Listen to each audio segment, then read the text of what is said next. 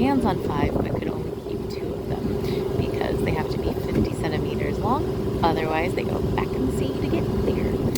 I brought home one that was 60 and one that was 64.5. And yeah, so I had 2 fish this time. So now I'm going to try to get 5. Everything is about progressing and setting attainable goals and trying not to freak out.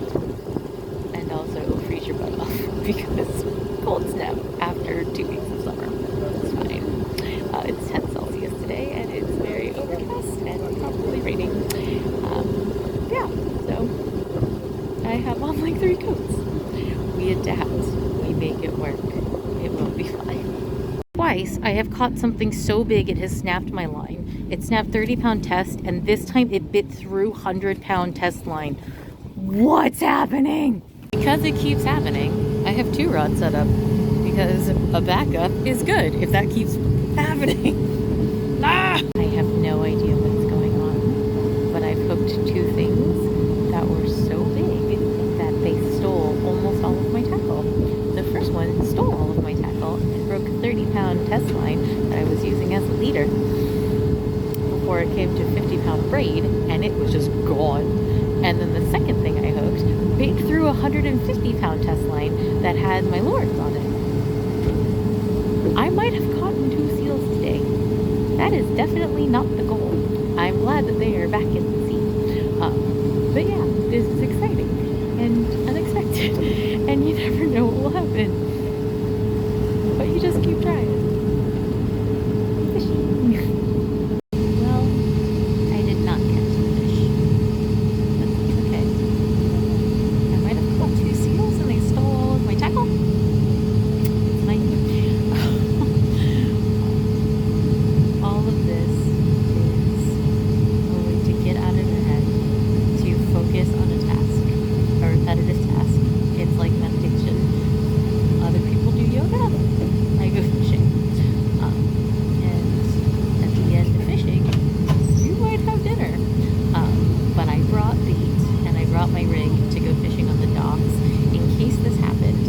So I'm going to go fishing on the docks as soon as the boat gets back to the dock. And switch over my deep sea fishing gear for my dock rigs, and maybe I'll catch some fish for dinner.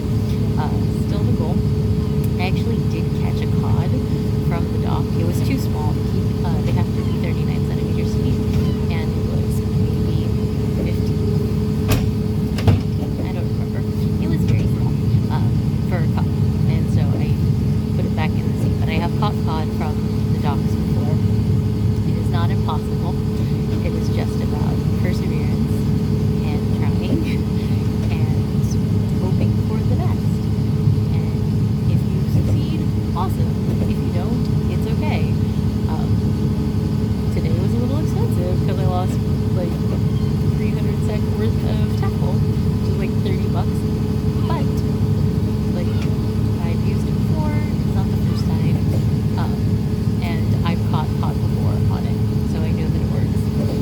And yeah, like there are worse things to happen than to lose $30. It's cheaper than therapy. So I'm pretty sure these are 4 pollock, so I'm gonna put them back. But that was really exciting that I caught all of these. I got 4 on a speaky. There's 6 hooks. I got 4. Woo! So I am fairly certain that these are supposed to be big fish, so I'm throwing them all back. I've caught 6 so far, and they're all back in the sea. Fishing was not very successful. I caught 0 cod on the cod boat and 7 cod on the docks that were all too small to keep. So they're back in the sea, and it was super overcast the whole time I was fishing until the last like hour and a half. And then I got a fisherman's sunburn because I was not prepared for the sun to come out for an hour and a half. And that was when I was catching the cod. So learn from me. But even though I didn't lose, or even though I lost, right? Even though I didn't accomplish my goal, clearly I'm still happy.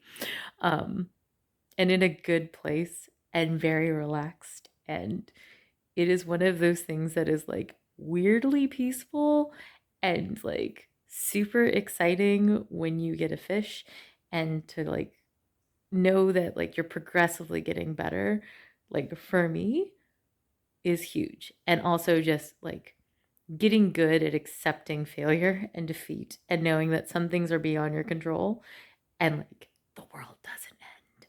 Like farming and fishing, those are two things that like it doesn't matter how good you are at farming and fishing if the weather completely screws you over and you get a cold snap and your tomatoes die. Like you have no control over that.